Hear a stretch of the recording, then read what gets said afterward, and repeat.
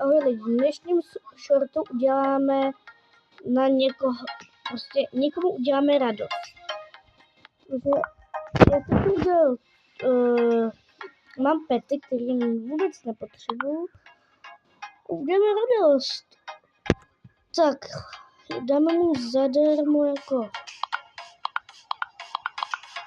tohle mu všechno zadarmo. Tak. A ještě dáme někomu.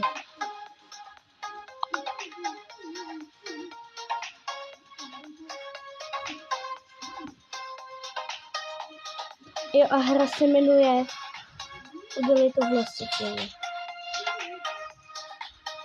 Nefunguje, tak zkusíme Adama.